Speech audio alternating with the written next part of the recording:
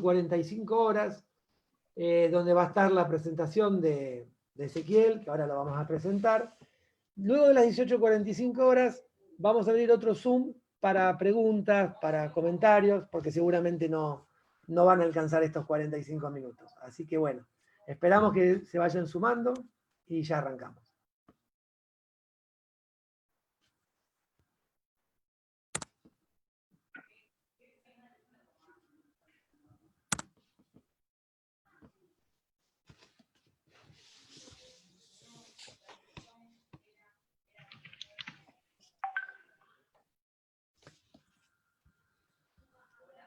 Ahora voy a escribir el enlace, el ID y el código del próximo Zoom en el chat.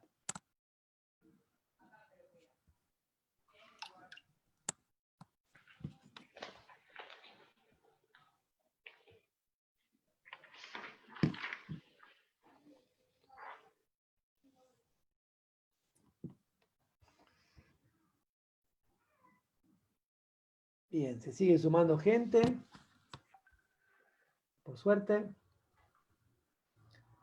Sí, ahí vamos haciendo... Bien, ahí les dejé el link del video en vivo en Facebook para compartir o si lo quieren ver desde ahí. Ah, está en el chat. Gracias. Ya está transmitiendo. Cualquier cosa que necesiten me avisan. Gracias. Gracias, Juan. Gracias, Juan.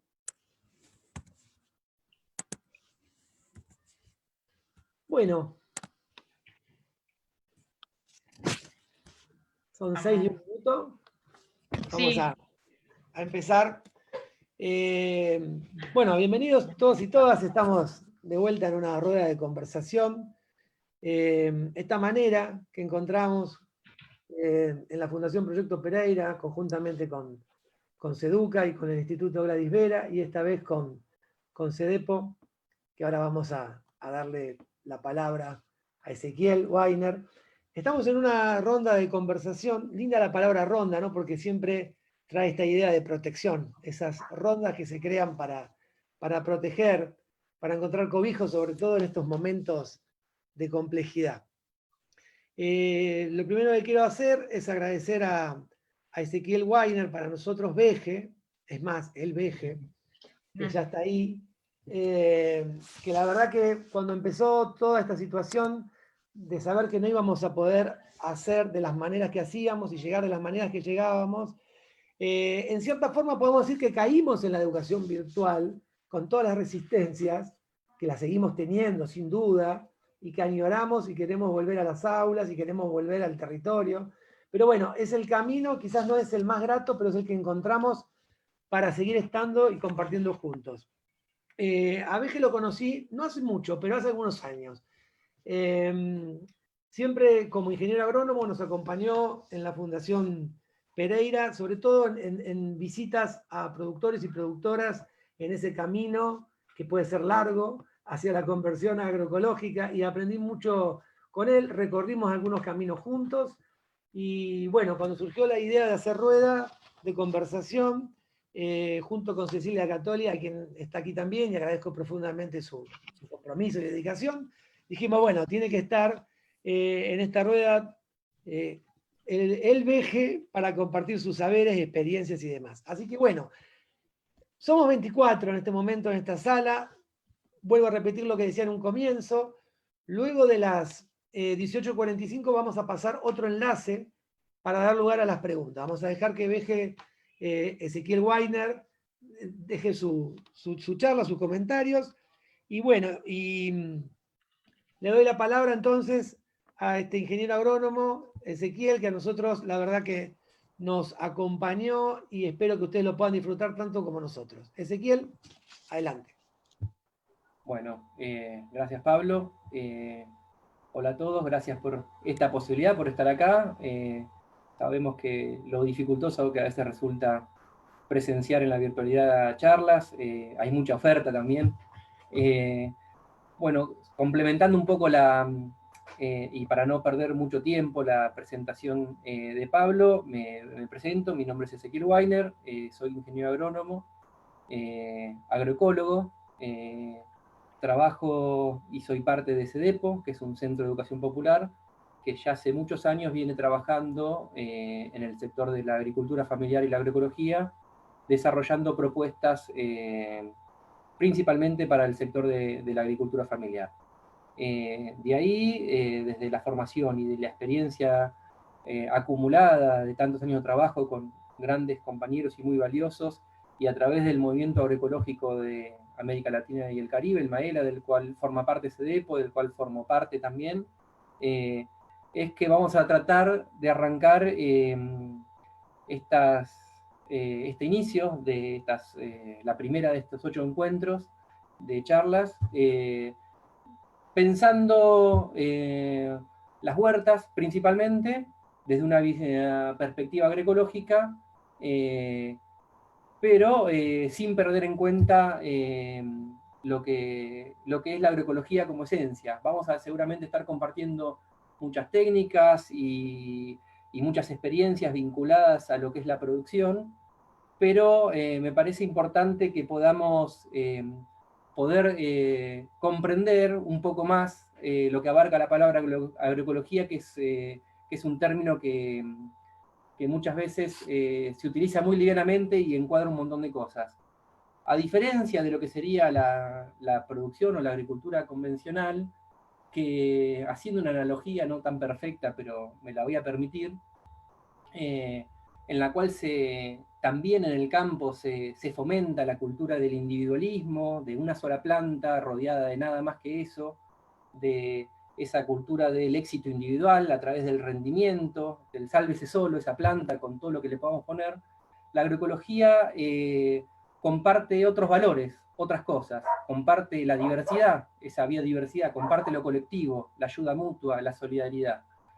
No solamente desde lo productivo, sino también desde lo humano. En general la agroecología está involucrada justamente en grupos, en organizaciones, en productores que están organizados, que están acompañados, donde se generan lazos de solidaridad muy fuertes. Que también es una forma de ver la sociedad en la cual queremos desarrollar. Me pareció que era importante poder hacer una pequeña introducción respecto a eso para no centrarnos únicamente en las técnicas, que posiblemente ahora vamos a hablar del suelo, en otro encuentro vamos a hablar de la semilla, y vamos a empezar a centrarnos en la producción de una huerta agroecológica, pero la palabra ecología trae mucho más adentro. Bueno, voy a empezar a compartir pantalla, si puedo,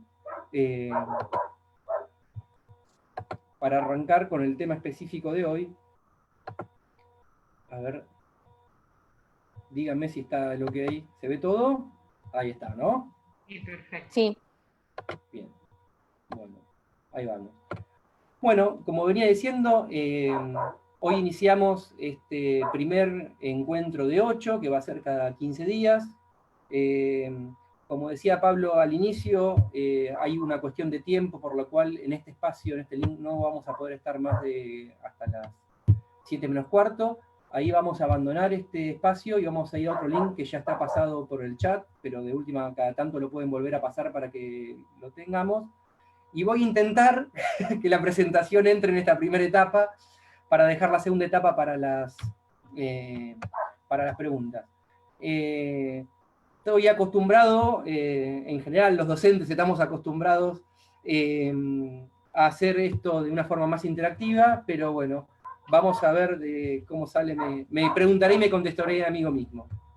El encuentro que nos toma hoy es el suelo como organismo vivo, que es la forma en la que tiene la agroecología de comprender a una de las partes, un pilar casi fundamental para mí, de los más importantes que tiene para la producción, que es el suelo.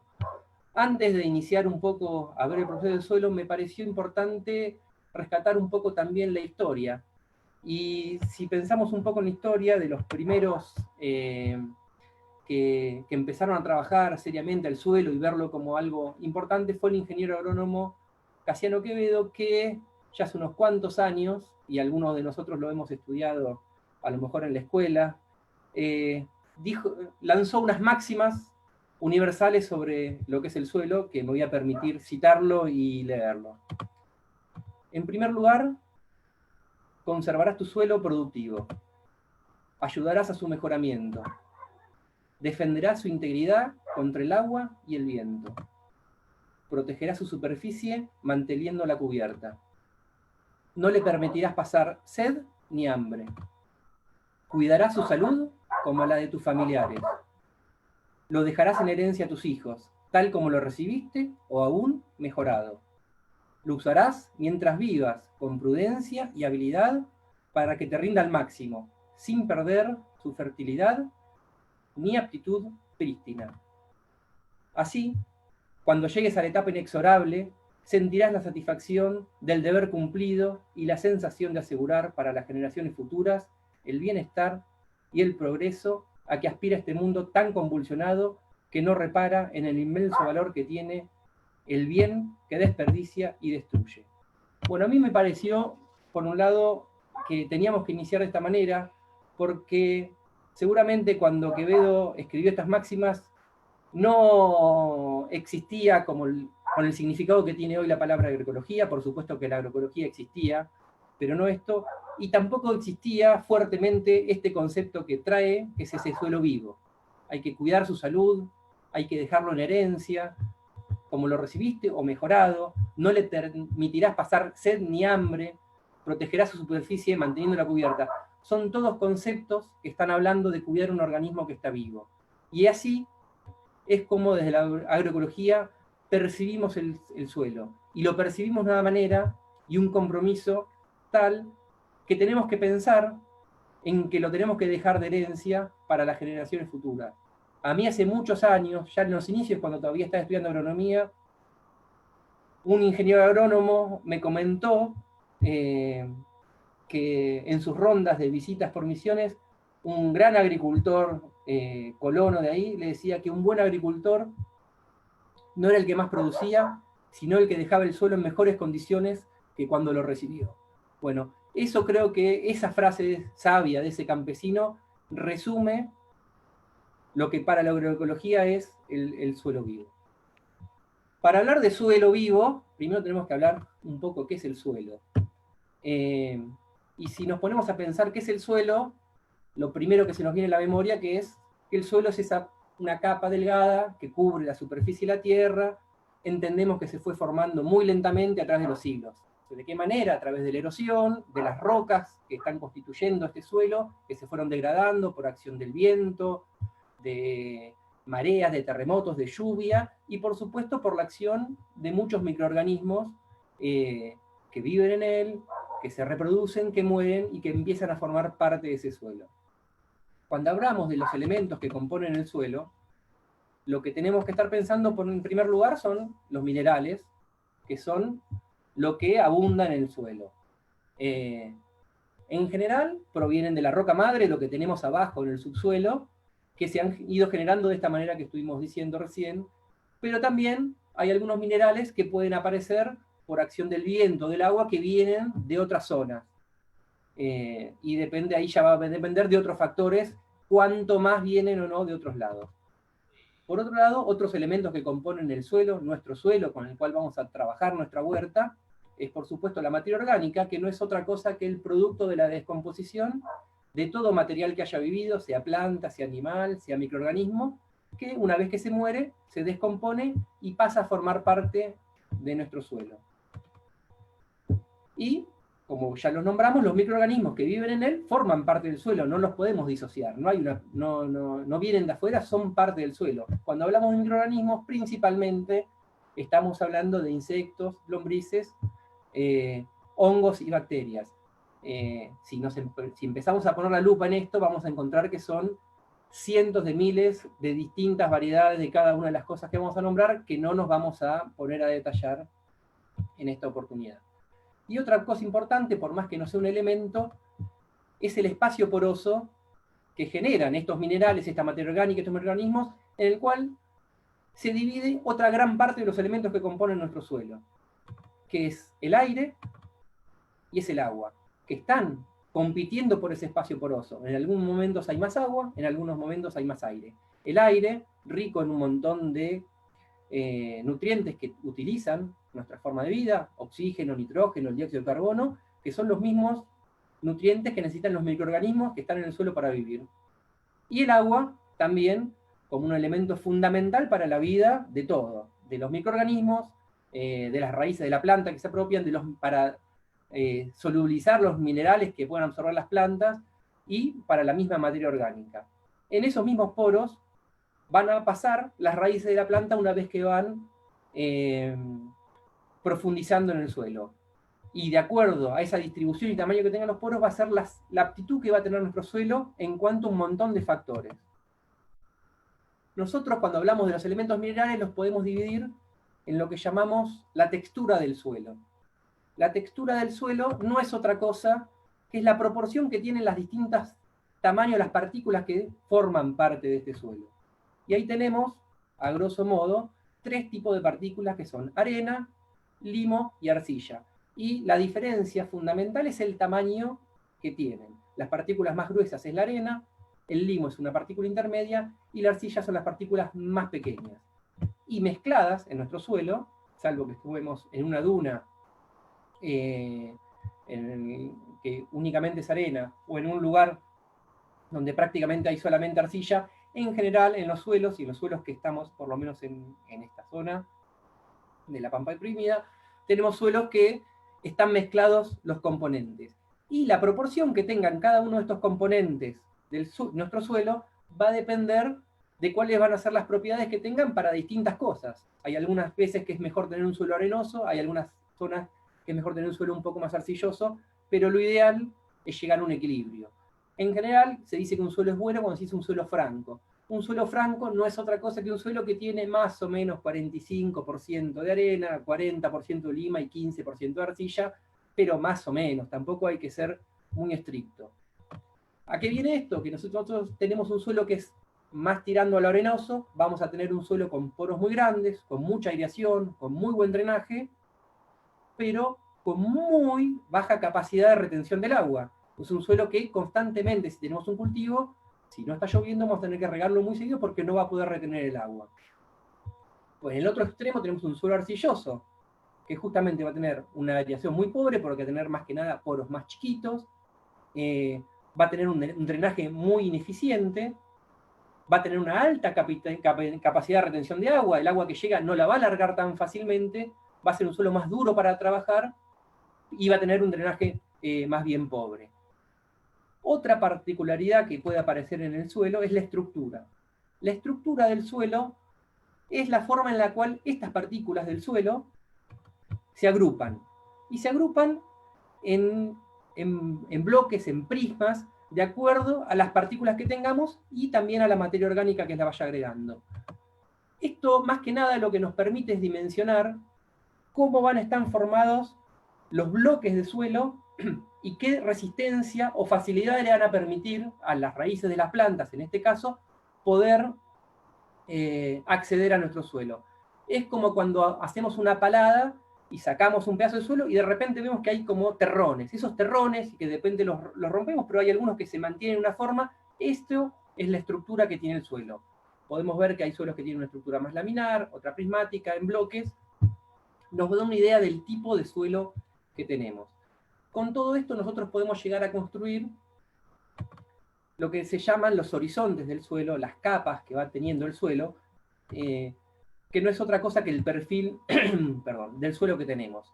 Tenemos, esto es en general, un suelo tipo, un horizonte superficial, que es prácticamente un horizonte cero, donde está la materia orgánica, a veces, la mayoría de las veces sin descomponer, es la capa superficial del suelo.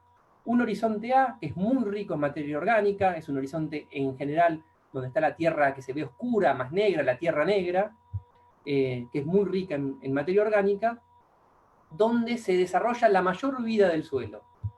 Debajo de ese horizonte aparece un horizonte B, que muchas veces es un horizonte donde ya se evidencia la mayor porcentaje de arcilla, más que nada en este tipo de suelos que tenemos acá en la región pampeana, en esta parte.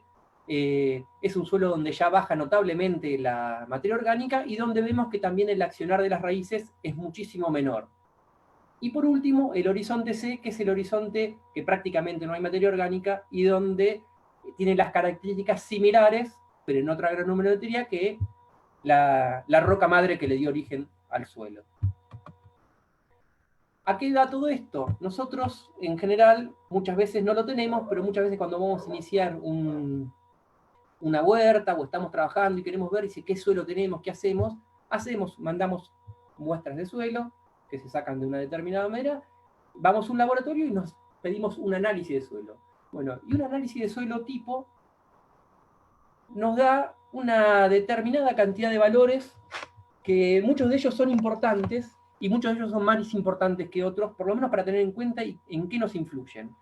Entonces me permití tomar alguno de estos elementos para poder explicarlos un poco. El primero que aparece, y creo que es muy conocido, es el pH. El pH lo que nos da es una idea de la acidez que tiene el suelo. Mide la acidez del suelo en un rango de 0 a 14. 0 es el suelo extremadamente ácido y 14 es un suelo extremadamente alcalino. Ninguna de las dos formas permiten que se desarrollen bien los cultivos.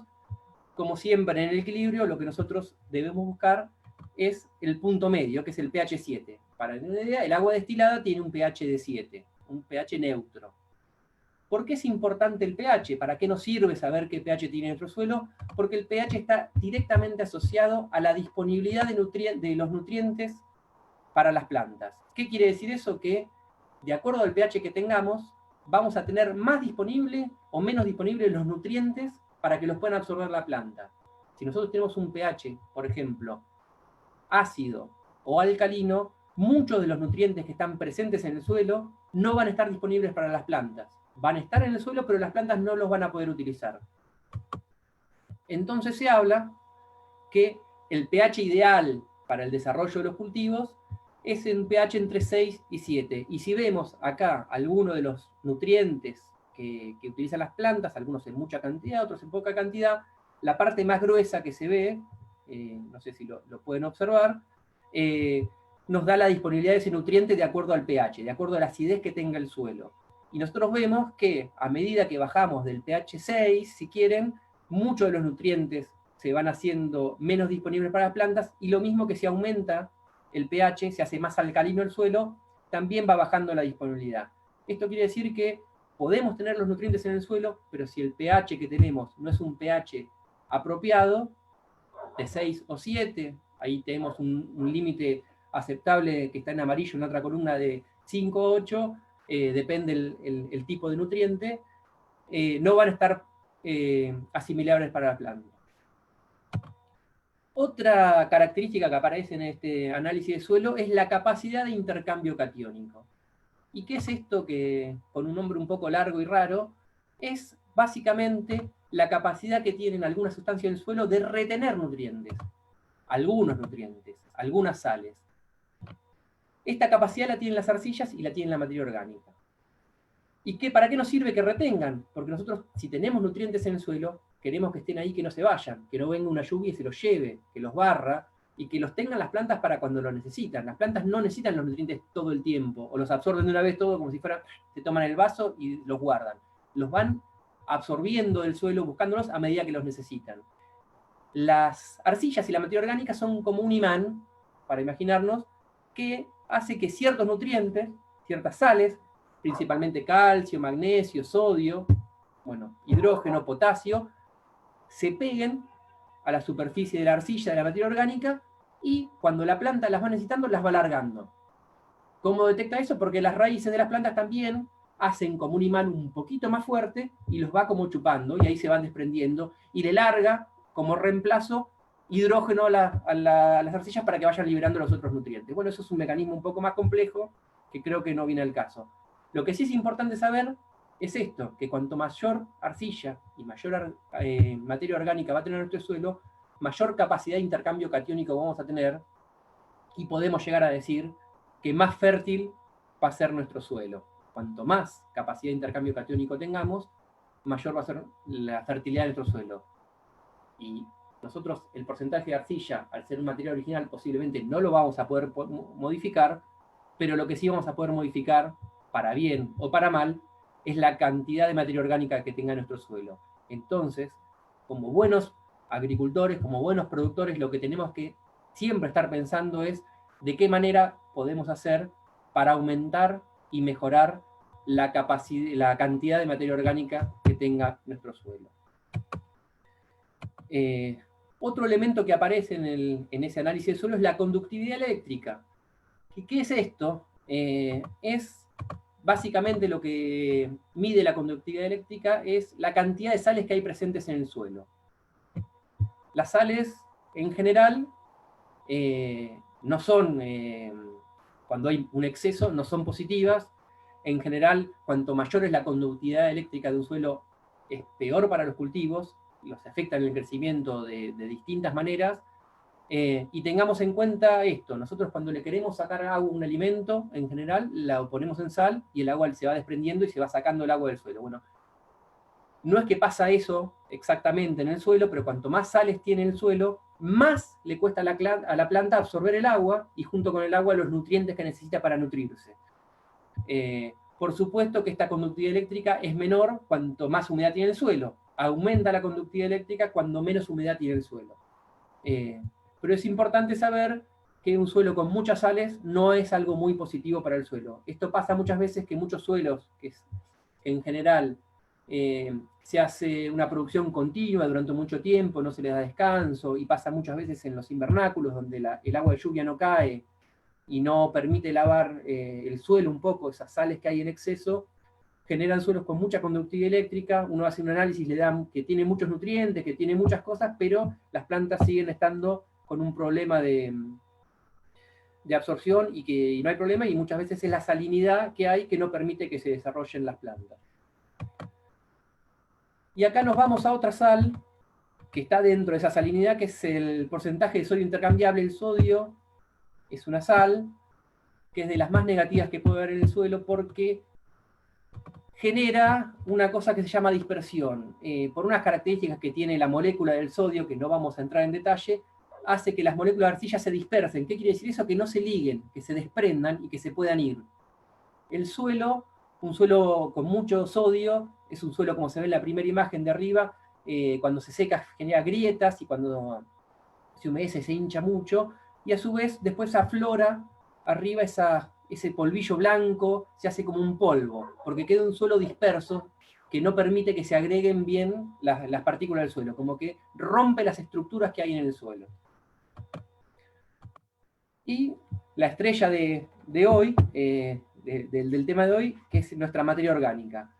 Que la materia orgánica en el suelo, como ya dijimos anteriormente, está compuesta justamente por los residuos de todas las seres vivientes que han estado en nuestro suelo y que se han muerto y se han descompuesto ahí mismo. Hay un montón de microorganismos que actúan en su descomposición. Principalmente son hongos, son bacterias y son pequeños insectos. La materia orgánica, una de las formas cuando se descompone es el humus, que es una sustancia de mucha importancia porque contiene, además de macro y micronutrientes, que son los nutrientes que necesitan las plantas, algunas sustancias que hacen de ligandes, que pegan y ayudan a que se formen esas estructuras tan importantes en el suelo. ¿Por qué son importantes que se agreguen las partículas del suelo? Porque se forman estos agregados, partículas más grandes, que ayudan a que no se erosionen, que no se pierdan, que no se deterioren con la acción del tiempo. Ya vimos que aumenta la capacidad de intercambio catiónico, y dijimos que un suelo, cuanto más cantidad de materia orgánica tenga, pues es un suelo más fértil. Es un suelo que va a tener mayor durabilidad también en el tiempo, más estable, porque, vuelvo a repetir, favorece que se agreguen las sustancias, genera sustancias mientras que se van descomponiendo, que ayudan a un montón de microorganismos que son no patógenos o fijadores de nitrógeno como fuente de energía, de carbono. Sirve de alimento para los microorganismos que hacen la descomposición, que producen algunas sustancias que a su vez que benefician a las plantas, a las raíces. Hay muchas sustancias que se forman por acción de los microorganismos que hacen de antibiótico para las plantas, para que no se enfermen, los defienden de organismos patógenos. Y muchas de las sustancias que se forman en la descomposición de la materia orgánica son enzimas y actividades biológicos que pueden ser absorbidas por las plantas también y las pueden hacer servir de nutrientes. Si vemos microorganismos, acá en este gráfico hay muchos, no los voy a nombrar todos, pero Hay infinidad de insectos, lombrices, nemátodos, crustáceos, caracoles, babosas, bacterias, hongos y micorrizas, actinomicetes, protozoos y algas que forman parte de un suelo. Muchas veces uno no los ve. Al final de todo hay 2 videos que les dejo como recomendación, que les voy a dejar el link para que los puedan ver o buscarlos en YouTube, que trabajan mucho sobre este tema. Hay millones de pequeños invertebrados, insectos, arañas en el suelo que ayudan a formar esta materia orgánica, ayudan a formar sustancias para que las plantas y las raíces se protejan, ayudan a ampliar la capacidad que tienen las raíces de las plantas para absorber nutrientes. Hay algunos bacterias y hongos, micorrizas, que aumentan la capacidad de las raíces hasta el triple de la cantidad de área que pueden absorber las raíces, la multiplican por 3 por acción de esta simbiosis, de esta acción mutua, este mutualismo, esta ayuda que permite que las raíces de la planta entregan azúcares, glucosa, y los microorganismos, bacterias y hongos le entregan nutrientes a las plantas para su vida. Bueno, después he sabido que una cuchara con tierra puede tener más de 1 millón de bacterias y cientos de miles de levaduras y pequeños hongos. Los microorganismos del suelo cumplen este papel fundamental, un rol fundamental, que a través de diversos mecanismos, cada microorganismo, cada insecto tiene un mecanismo distinto, ayuda y facilita que las plantas puedan absorber los nutrientes, o porque se los acercan, o porque los hacen en formas asimilables para que los puedan absorber las raíces de la planta, para el correcto funcionamiento. Todas las sustancias que forman el suelo son importantes por sí mismas, pero lo fundamental es el equilibrio. La naturaleza siempre busca un equilibrio. Nosotros, cada vez que intervenimos en un suelo, generamos un desequilibrio. Lo que tenemos que buscar para producir de la mejor manera es buscar de producir alimentos tratando de que ese equilibrio se rompa lo menos posible. Cuando nosotros en un cultivo utilizamos elementos de síntesis, un fertilizante químico, un fungicida, un insecticida, lo que estamos haciendo es, por un lado, una acción directa para lo que queremos hacer. El fertilizante le proporciona algunos nutrientes que necesita la planta, pero esos nutrientes no actúan únicamente en la planta, actúan también en toda esa microbiología, ese suelo vivo que tenemos, y va rompiendo ese equilibrio. Cuando tiramos un fungicida, posiblemente mate a un hongo que está dañando en ese momento una planta que está débil, pero también va a actuar y va a matar a un montón de hongos benéficos que nos ayudan a mantener sano este equilibrio. Entonces, cuanto más intervenimos matando, más energía vamos a necesitar para mantener ese equilibrio. Por lo contrario, lo que propone la agroecología es, cuanto más diversidad tengamos, cuantos más amigos tengamos en el suelo, más difícil va a ser que una planta se enferme, porque va a haber muchos microorganismos defendiéndola, porque así se retroalimenta la vida.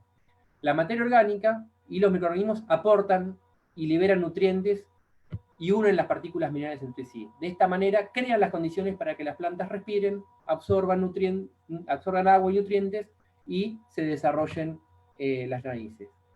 Y como vimos, los lombrices, las bacterias y hongos también participan en esta descomposición de la materia orgánica, formando el humus, que es esta forma estable que tiene la materia orgánica. Y el humus tiene todas estas propiedades que nombramos de retener el agua, nutrientes, y ayuda a prevenir la erosión. Desde la perspectiva agroecológica, el suelo siempre se lo mira como un organismo vivo, que se alimenta, que respira, que se reproduce, pero que si no se lo cuida, también se puede enfermar y también se puede morir.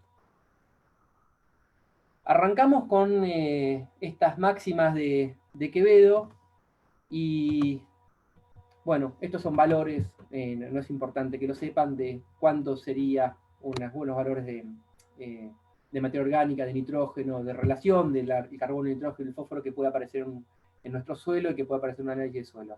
Pero como diciendo, arrancamos con las máximas de Quevedo, y me pareció importante también traer acá un poco de historia, y a lo que puedo llamar, sin que nadie creo se enoje, a la madre de la agroecología, que fue Ana Primavesi, que fue una gran agroecóloga de origen sueco, pero que se desarrolló en Brasil durante toda su vida, y bueno, hace poco nos ha dejado, y ya en el 2000, en una revista del Movimiento Agroecológico de Latinoamérica y el Caribe, nombraba 7 principios que ella nombraba para la agricultura orgánica. Lo voy a tratar de hacer rápido porque estamos con el tiempo medio justo. Un primer principio que ella nombraba era que hay que siempre proveer de materia orgánica al suelo. Y viene a reforzar todo lo que venimos diciendo. Cuanto más materia orgánica haya en un suelo, mejor va a ser para nuestros cultivos, para nuestra producción. Cuando los suelos están muy pobres, están muy degradados, además de agregar la materia orgánica, hay que agregar algunos minerales para que se puedan nutrir los microorganismos que ayudan a descomponer esa materia orgánica. En las zonas templadas, como las nuestras, es preferible hacer el compost previamente. En zonas tropicales, como es en el caso de Brasil, se puede colocar directamente la paja o los rastrojos en el campo que se va a descomponer. En nuestras zonas, como hay menor temperatura, es preferible hacer el compost. Que si nos da el tiempo vamos a ver un poquito de eso también. Y un suelo grumoso, con mucha materia orgánica, no es necesario abastecer de la planta de los nutrientes porque los tiene en el suelo. Un suelo grumoso con mucha materia orgánica. En cambio, en un suelo compactado, sin poros, duro, solamente los nutrientes que le demos a la planta van a ser los que pueda absorber. ¿Se entiende? Un suelo vivo, con muchos microorganismos, con mucha materia orgánica, no necesita que le agreguemos más nada. Segunda enseñanza que nos deja Ana Primavesi es: la materia orgánica nunca debe ser enterrada. Los poros tienen que estar en la superficie. Muchas veces lo que hacemos cuando trabajamos la tierra es damos vuelta la tierra y tiramos toda la parte negra, la parte viva de la tierra, la ponemos para abajo. Bueno, Ana Primavesi lo que planteaba era: lo ideal es que los poros tienen que estar arriba, la materia orgánica tiene que estar arriba. Cuando hay que labrar la tierra, porque hay que labrarla en un momento para plantar, para sembrar, tratar de hacerlo lo más superficial posible. Ella hablaba de la siembra directa, no la que conocemos ahora, sino la labranza mínima, como técnicas ideales para mantener la vida del suelo, para romper lo menos posible ese equilibrio que se forma. Como tercera enseñanza es proteger el suelo del impacto de las lluvias.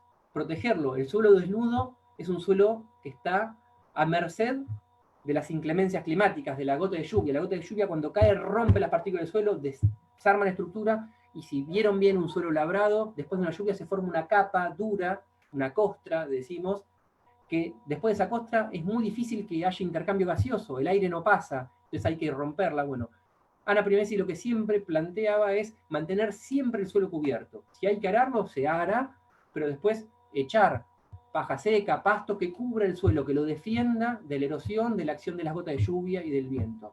Se puede hacer de otras maneras, se puede hacer dejando las malezas y cortándolas, manteniéndolas bien bajitas. Ella no hablaba en realidad de malezas o plantas espontáneas, ella hablaba de buenesas, porque resaltaba todo el rol y el aporte que hacía a los cultivos mantener estas plantas espontáneas. O hacer asociación de cultivos. Muchas veces se hace, y una práctica que había antes, era se sembraba un cultivo, por ejemplo maíz, y se sembraba un cultivo que lo acompañaba y que crecía en otro estrato y que cubría la superficie del suelo, como en este caso el trébol, pero puede ser la vicia, hay un montón de otros cultivos. Como cuarta enseñanza es mantener la vida del suelo lo más diversificada posible.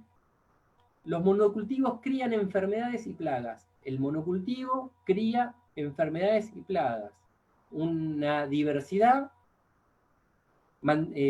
promueve la vida. La rotación de cultivos es una técnica importante para no mantener siempre el mismo cultivo en el mismo pedazo, y rotando ayuda, o se puede acompañar con abonos verdes, que son cultivos que se siembran solamente para incorporarlos al suelo, para favorecer la materia orgánica, o cultivos asociados. Pero recuerden, lo que ella nos decía hace 20 años, los monocultivos crían enfermedades y plagas. Como quinta enseñanza, ella hablaba de proteger los cultivos del viento. Habla de viento lo que hace es que aumenta la evaporación del agua. En zonas donde el agua es una limitante, hacer una pequeña cortina rompevientos, que no tienen que ser árboles enormes, sino, no sé, 2 hileras de maíz o un cultivo alto, baja muchísimo la evaporación y se cuida muchísimo más el agua, y un suelo con una buena dotación de agua es un suelo donde la diversidad y la vida se pueden desarrollar de mucha mejor manera. Como sexta enseñanza de Ana Primavesi, y lo vamos a ver más adelante en otros los encuentros, es cuando a los cultivos le faltan micronutrientes, la planta se enferma, baja la producción y hay menores productos. Una buena dotación de micronutrientes ayuda a que los cultivos estén más sanos. No me voy a detener en esto porque va a ser un tema casi excluyente de otro encuentro que vamos a tener. Y como última enseñanza, ella hablaba mucho de la compactación del suelo, que hace que perdamos espacio poroso, que perdamos poros en el suelo, y lo que plantea es que hay que ser muy cuidadoso en el uso de maquinaria. Ella estaba en contra casi del uso de maquinaria, de tractores, dentro de nuestra zona de cultivos. Muchas veces es imposible y a veces es impracticable, pero lo que sí se puede manejar es en qué momento hay que entrar con el tractor o no. Hay momentos que por cantidad de humedad que hay en el suelo, el daño que hace la maquinaria para pisar el suelo es menor que en otros. Entonces, cuando se está el suelo muy húmedo, si se entra con maquinaria pesada, se compacta mucho, se pierde la porosidad y se atenta contra esta vida en el suelo. Bueno, ¿de qué manera podemos nosotros mejorar nuestra materia orgánica en el suelo, que vimos que es tan importante para esta vida? ¿Para qué queremos esto? Para que tengamos microorganismos que nos ayuden a cultivar, que se asocien con nosotros, que se asocien con las plantas, para poder tener mejores cultivos. Entonces acá yo resumí 3 técnicas muy resumidas, que son el compostaje, el lombricompuesto y el bokashi, como 3 técnicas para poder aportar materia orgánica, por un lado, y poder aportar a su vez un montón de microorganismos y compuestos que vienen asociados con estas formas de incorporar la materia orgánica, que nos van a ayudar para activar la vida biológica que puede tener un suelo dañado. El compost o la abonera es algo que posiblemente la mayoría de nosotros estemos habituados. Es básicamente favorecer la descomposición de materia orgánica en pilas. En general, depende del tamaño, se hacen pilas con materia orgánica. Se suele recomendar que se hagan capas y que haya distintos tipos de materia orgánica. Por un lado, hojas, paja, bosta de animales, restos de comida. Esas pilas se van distribuyendo, y a lo último se las cubre con una capa de pasto en general seco o de hojas secas, para protegerla de una excesiva evaporación y mantenga el agua. Esto se lo riega, empiezan a actuar hongos, bacterias y también un montón de otros insectos un poco más grandes, y se va descomponiendo ese suelo, se va formando este compost, este humus, que se va formando, y que, como ya dijimos, cuando lo pongamos en el suelo, vamos a entregar, además de los nutrientes que tiene, un montón de otros elementos que van a ayudar a mejorar el drenaje, mejorar el escurrimiento, la permeabilidad, la correcta aireación del suelo. Y junto con este suelo, con este compost, vamos a estar llevando también todos estos microorganismos e insectos que nos ayudaron a descomponer y a empezar a regenerar esta vida del suelo que posiblemente esté dañada. Acá hay una forma sencilla, ilustrativa, de qué manera poder hacer una abonera, pero esto va variando de acuerdo al tamaño, la disponibilidad y lo que tenga uno. Se recomienda que esté en un lugar que no esté a la acción directa del sol, ni de la lluvia directa, que no esté en un lugar donde se inunde, para que no se empiece a formar otros procesos que no son deseables para la descomposición. El lombricompuesto es algo similar, si queremos, a la compostera, pero a diferencia de la otra, lo que nosotros acá vamos a tratar de favorecer es la acción rápida de unos organismos que son las lombrices, la lombriz californiana, pero si no se tiene la lombriz californiana, todas las lombrices forman el lombricompuesto, y lo que se hace es una descomposición de esta materia orgánica a través del lombricompuesto.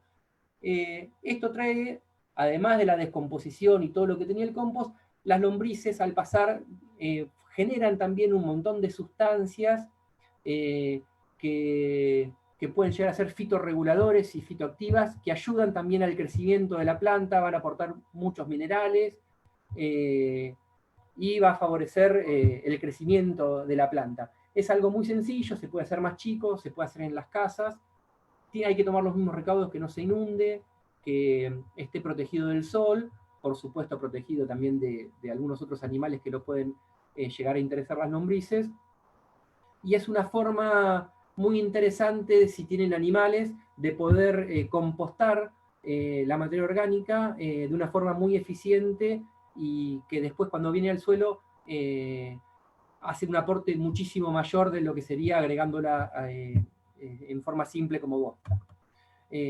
Y como último tenemos al bokashi, que es, como su nombre lo indica, ya se nota que es de origen japonés, que significa materia orgánica fermentada. Esto va a ser un compostaje rápido, una fermentación acelerada.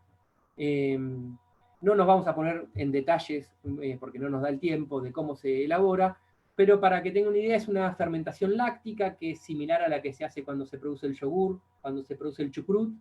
Lo que se hace es un producto que descompone rápidamente la materia orgánica, en 15 días ya está listo para poder usarse. Es básicamente más que un aporte de nutrientes, es un activador biológico. Cuando ponemos bokashi estamos entregando una bomba de microorganismos benéficos que van a ayudar a nuestros cultivos. Tiene a lo mejor una forma similar a lo que será la bonera, pero como es un método acelerado también necesita más trabajo. ¿Qué significa más trabajo?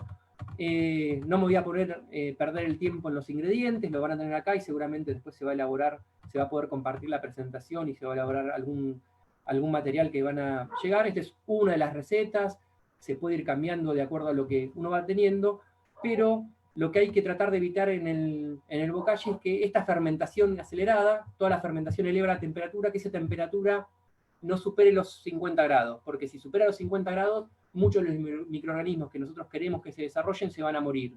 Entonces hay que, durante una semana, 2 veces por día, hay que voltearla. Entonces implica un trabajo. No se puede esperar a, bueno, mañana lo hago, porque se pasa la temperatura, más que nada los primeros días, y es contraproducente. Entonces se voltea durante una semana 2 veces por día. Después a la semana ya se puede ir espaciando el volteo y se puede voltear 1 por día, y las últimas veces se puede hacer cada 2 o 3 días, y ya a los 15 días ya puede estar listo para usarse. Y después, bueno, acá hay unas recomendaciones de cómo utilizar el bokashi, cada cuánto poner, todo eso que lo vamos a ver más adelante. Y ya en tiempo récord, y terminando, me parecía importante poder con ustedes que puedan profundizar todo esto que vimos con 2 videos. El primero es un video japonés, igual está traducido en castellano, que tiene ya sus cuantos años, no sé cuánto, pero ya más de 20. Es un video muy interesante porque habla principalmente de la vida en el suelo, como su nombre lo indica, pero tiene imágenes muy bien logradas, microscópicas, de toda esa vida en el suelo, y muestra cómo actúan los microorganismos, cómo actúan las bacterias, cómo actúan los hongos, y cómo ayudan en esas relaciones simbióticas a proteger a las raíces de la planta de microorganismos patógenos que también están en el suelo. Cuando hablamos de un suelo diverso, estamos hablando de un suelo que va a tener un montón de hongos, un montón de bacterias, algunas de ellas van a ser patógenas, pero otras van a ser benéficas. Y el segundo video que me pareció interesante poder compartir con ustedes es una animación que se llama El suelo es un organismo viviente, que bueno, ambos están en YouTube, ahí está el enlace, pero seguramente hay otras fuentes que lo van a poder encontrar, y que esta animación lo que hace hincapié es más que nada en esta relación simbiótica entre las plantas y microorganismos, bacterias y micorrizas, y en cómo ayudan a aumentar la capacidad de absorción de nutrientes de las plantas cuando tenemos un suelo vivo, y cómo un suelo que está con fertilizantes de síntesis, fertilizantes químicos, atenta contra eso. Me parece que estos 2 videos pueden ser muy ilustrativos, de muy gran utilidad, y bueno, lo van a explicar seguramente mucho mejor de lo que yo lo pude haber explicado. Y bueno, muchas gracias. Aquí llegamos, creo que en tiempo récord, a esta parte de la presentación. Casi cumplimos con el tiempo, nos pasamos unos minutos. Y ahora la idea es terminar en este enlace. Ahí por el chat estuvieron pasando cuál va a ser, a ver cómo hago para salir de la presentación. Acá ya está. Veje, ya, bueno, muchas gracias por la presentación, espectacular. Y seguimos, liberamos este Zoom. Ahí yo pasé el enlace para irnos ahora a otro Zoom. Ahí está el ID y el código. ¿Sí? Así que quien tenga ganas de seguirla, de compartir preguntas, seguimos en este otro Zoom. ¿Estamos de acuerdo? Agradecidos al instituto. Muchas gracias por todo. Excelente. Muchas gracias, Ezequiel. Desde el Muchas Instituto La gracias. Espera nos pareció súper interesante y vamos a estar compartiendo el material también para que les llegue. a la Buenísimo. Gracias, licenciada. Gracias, profesora, también. gente. Nos Bueno. vemos en el otro Zoom. Perfecto. Nos mudamos. Chao, besos. Nos Chao, mudamos bien. Chao, chao. Perfecto.